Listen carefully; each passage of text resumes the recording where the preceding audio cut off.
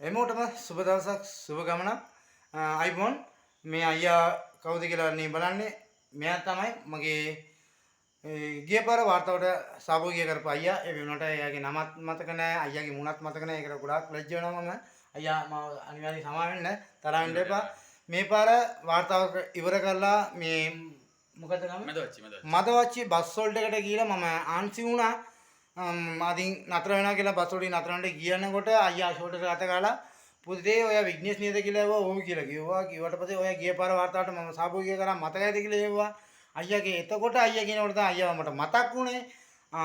ඊට පස්සේ අයියා කිව්වා පුතේ ඔයා මෙච්චර ලංකාවෙන් දුක් විඳින එක අපේ ලංකාවට හොඳ නමක් ගේන එක නම් ඔයා බස් වල එකේ ඉන්නවා කියන අපේ වගේ කොල්ලන්ට ලැජ්ජාවයි අපේ රටටත් ලැජ්ජාව ඒ හින්දා මගේ වෙනුවෙයි මගෙන් ගානේ ඔක්කොම ඔයාලට කාලා දෙන්නම් කියලා ලස්සන කාමරා එකක් අපිට අරන් දීලා තිනවා එම සහභාගීකෙම තිනවා අපිට කේම වතුර කරන්ට් ෆෑන් ඔක්කොම ඒගොල්ලන් පේනවා අංකස් එක්ක ඔක්කොම තියනවා බාත්රූම් ඇතුළෙම තියනවා බාත්රූම් ටොයිලට් එකේ ඇතුළෙම තියනවා ඒ වෙනුවෙන් ඒ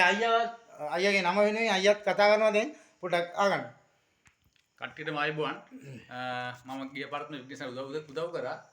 මටත් මේ වෙලාවේ මේ අවස්ථාව සම්පූර්ණ මෙයා මට බස් වලට ගිහලා ඊට පස්සේ බස් වලට ඉන්න ගියේ මම එයාට කිව්වා එහෙම කරන්න ඕනේ නැහැ අපේ ගමට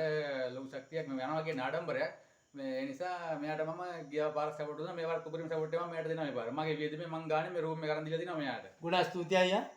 සුබ දවසක් අපේ ගමන අනිවාර්යෙන් ජය වේවා ජය වේවා thank you